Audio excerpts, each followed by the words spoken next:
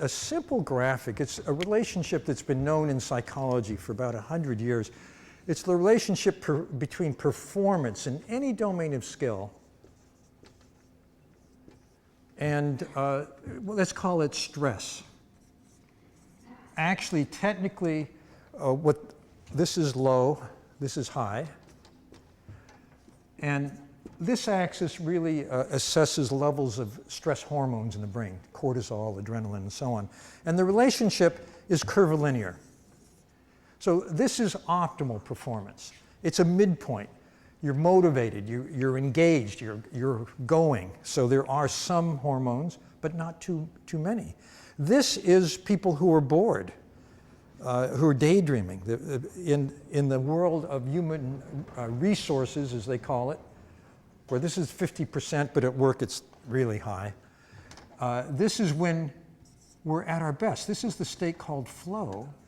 And this is a state that's been written about. There was an article in Science, the journal Science, about this state. It was called The Neurobiology of Frazzle. It's being frazzled, okay? So these are also distinct attentional states. The brain circuitry for each of these is very, very different. When we're in flow, this is when our attention is where we want it to be. This is attention at its best. It mobilizes, it allows us to mobilize whatever technical or cognitive skills we may have. So we can operate our best. Whatever performance skills we have are at their best when we're in the flow state. The flow state, some of you may know, was discovered by a group of researchers at Chicago who asked people from many walks of life, tell us about a time when you were at your best, you outdid yourself. And basketball players, chess champions, neurosurgeons, all described the same phenomenological state.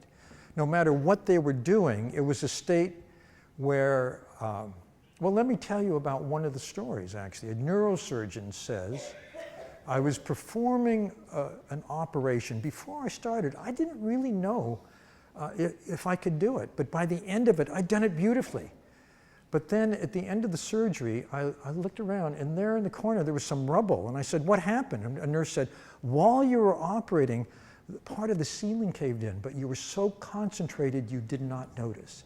Your concentration is 200%, indistractable when you're in a flow state. I hope that story is apocryphal also. Think about it. So in flow, one of the gateways to flow is to pay full attention. So when you amp up concentration skills, which I'm going to talk about in a little bit, it makes flow more accessible. In flow, usually you're challenged to the top of your skill set, whatever it is for that domain. You're also very adaptable. As things change, you change with them.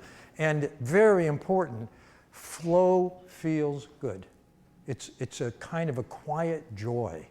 You're really digging what you're doing.